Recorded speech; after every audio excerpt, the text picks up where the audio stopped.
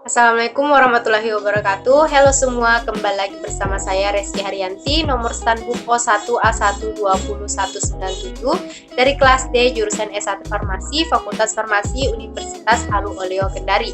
Nah, dalam video kali ini saya akan kembali membahas materi biokimia farmasi dan menjawab beberapa tugas yang diberikan kepada saya. Adapun beberapa tugas yang diberikan kepada saya, yang pertama menjelaskan definisi glikolisis, glikogenesis, glikogenolisis, dan gluconeogenesis. Yang kedua, menjelaskan siklus glikolisis, siklus Krebs, dan rantai respirasi atau transfer elektron.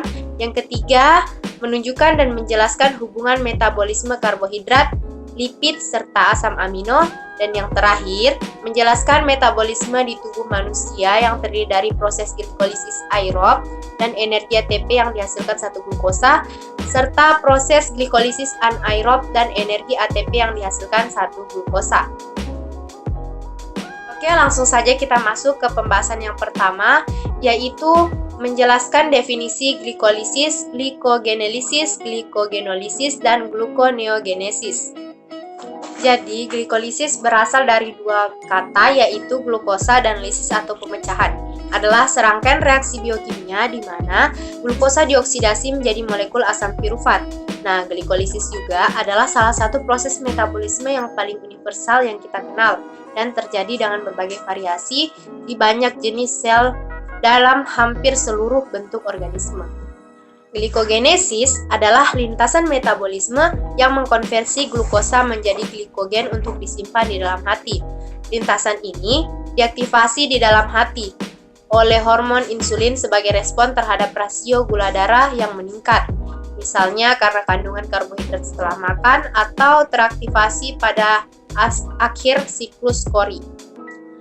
Glikogenolisis adalah lintasan metabolisme yang digunakan oleh tubuh selain gluconeogenosis untuk menjaga keseimbangan kadar glukosa di dalam plasma darah untuk menghindari simptoma hipogliksemia.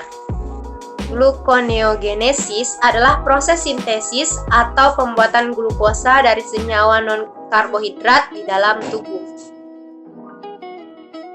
Oke, selanjutnya kita masuk ke pembahasan kedua, yaitu menjelaskan siklus glikolisis, siklus Krebs, dan rantai respirasi atau transfer elektron. Yang pertama, siklus glikolisis.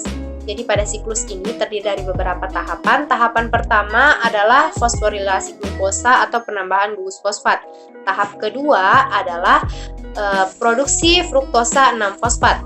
Tahap ketiga yaitu produksi fruktosa 1,6 difosfat.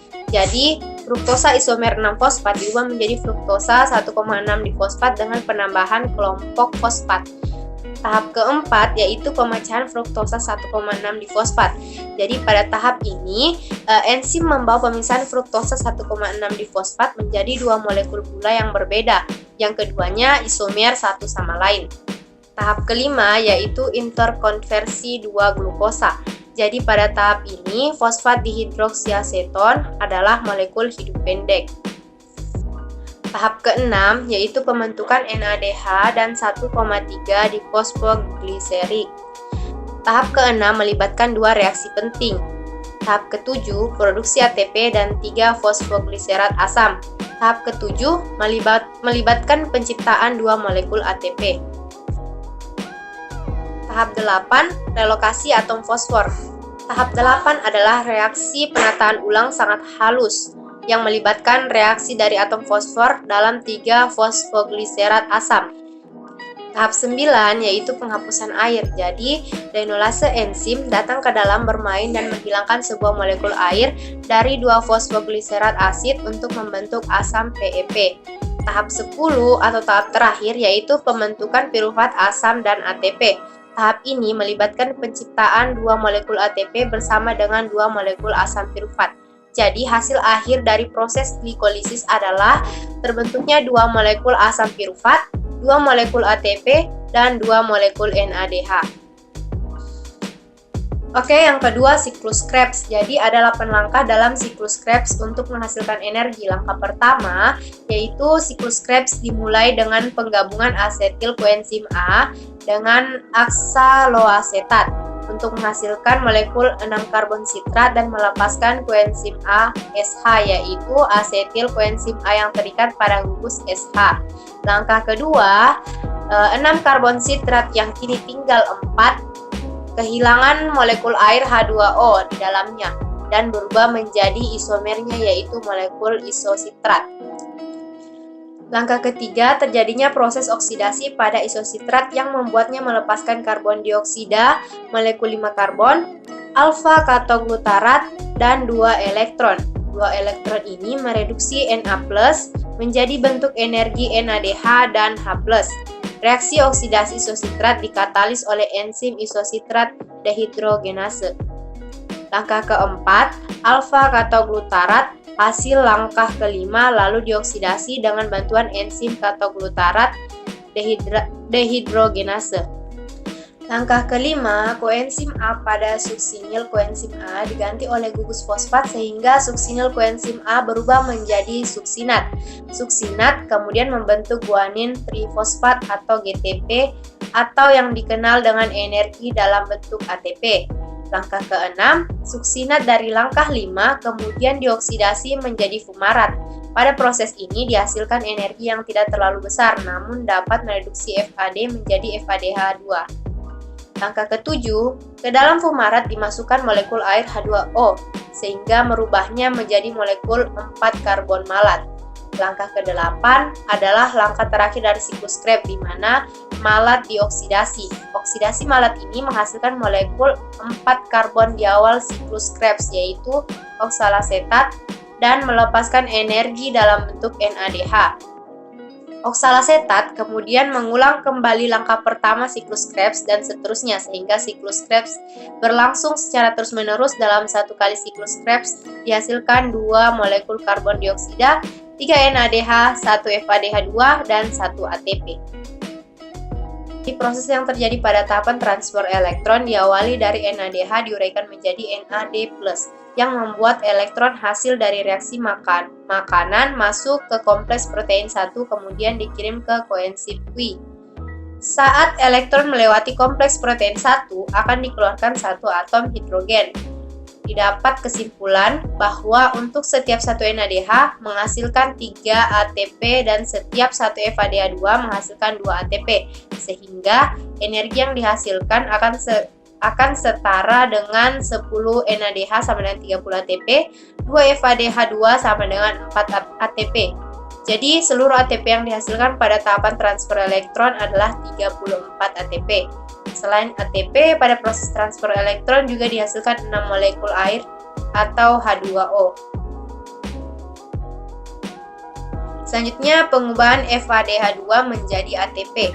Pertama, FADH2 diuraikan menjadi FAD+, kemudian elektron masuk ke kompleks protein 2, kemudian ke koenzim Q, dan berikutnya ke sitokrom C.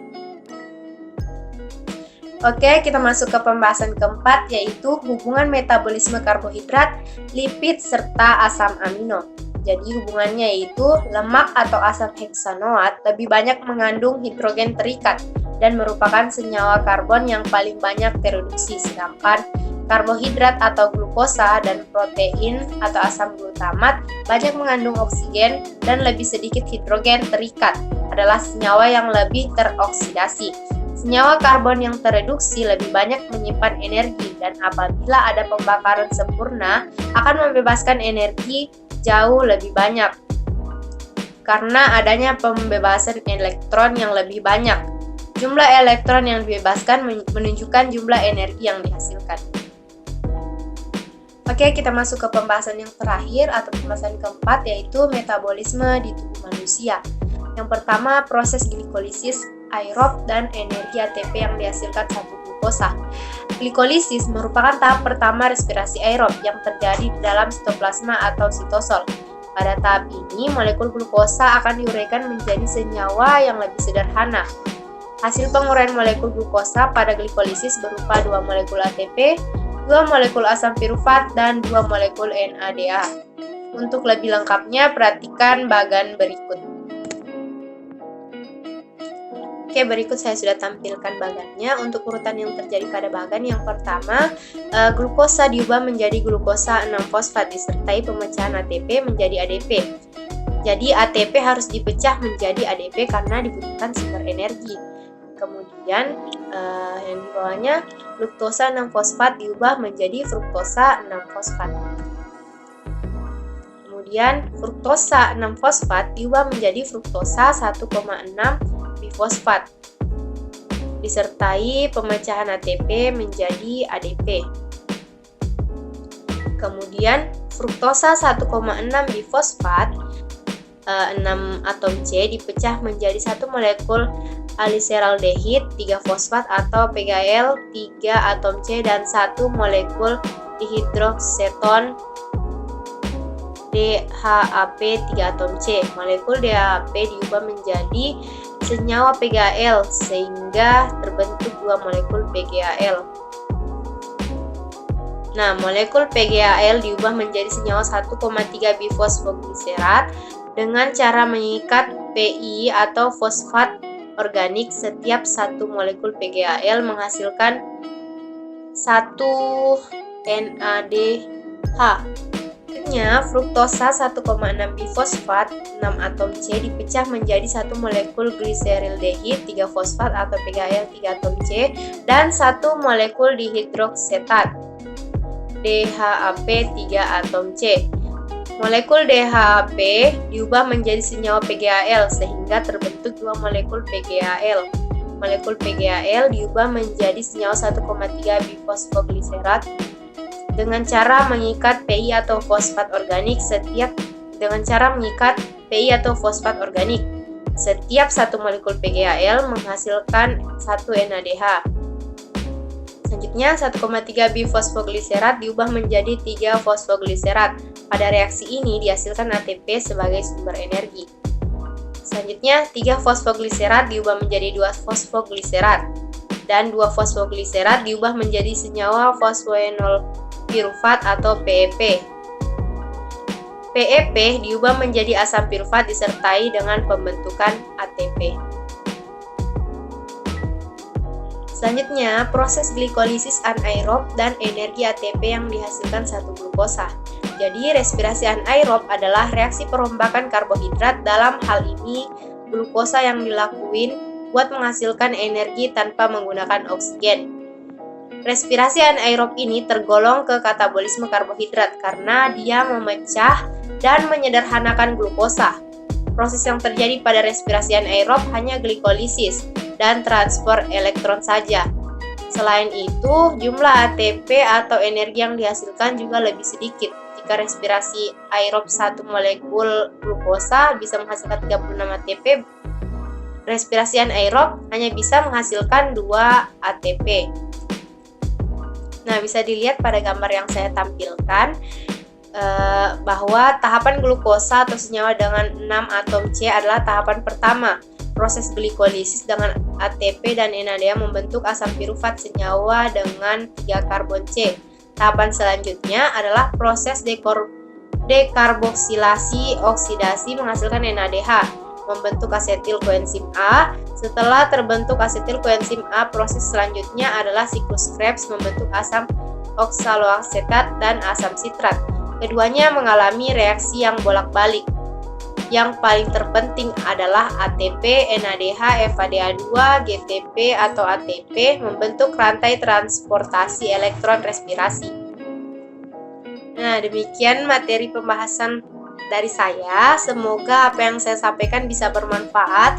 Kurang lebihnya mohon dimaafkan. Wassalamualaikum warahmatullahi wabarakatuh. See you in the next video.